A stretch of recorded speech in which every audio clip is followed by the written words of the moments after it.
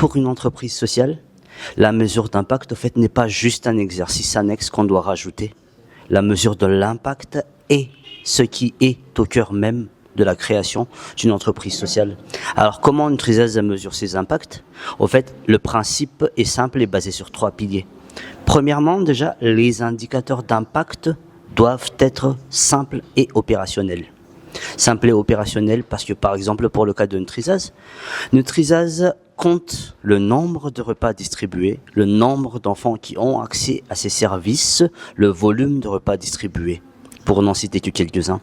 Tous ces indicateurs-là, au fait, sont mesurés journalièrement, hebdomadairement, mensuellement, ils sont directement intégrés dans le pilotage économique de l'entreprise. Mais voilà, en deuxième pilier, avoir des données quantitatives, au fait, c'est bien, mais ça ne suffit pas. Pourquoi ? Parce qu'il faut avoir le retour des consommateurs. Le retour des consommateurs permet justement de voir l'adéquation de l'offre à la demande, de faire des micro-ajustements par rapport aux produits, que ce soit leur perception ou même le prix. Et en termes de troisième mesure d'impact, Nutrizaz mesure son impact, on va dire, de manière autonome, mais aussi par l'intermédiaire de certains comités de gouvernance. Celui qui est inhérent à Nutrizaz, c'est le comité d'éthique et de surveillance sociale de Nutrizaz, dont le rôle est justement de vérifier pendant chaque réunion, 2 fois par an, l'adéquation de la mission économique et de la mission sociale.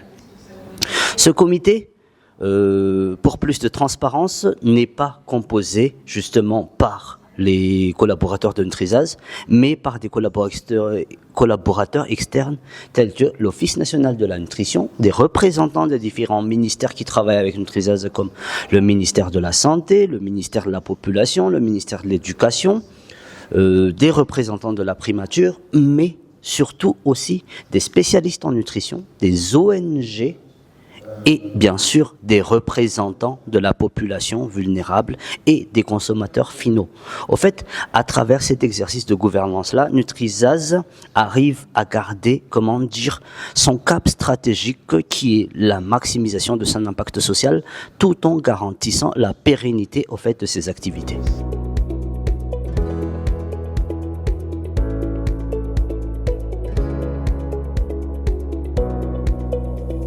Les journées d'études de ESS, au fait, est très enrichissantes. Pourquoi ?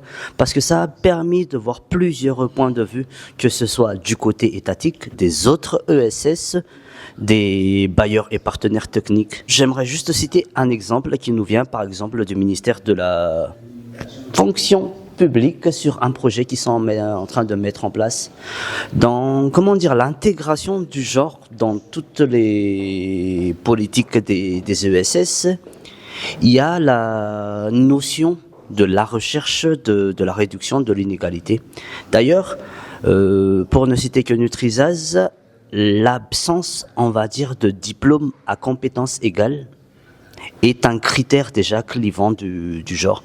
Et là, en assistant à ces journées d'études, ça m'a permis, au fait, de savoir que bientôt, et j'espère que ça va se faire, il y aura un système de validation des acquis qui va être mis en place par les ministères, par le Fonds malgache de formation professionnelle, qui va permettre justement à tous ces ESS-là qui essaient de travailler avec le cœur de la population et les populations vulnérables, de mettre tout le monde justement à armes égales.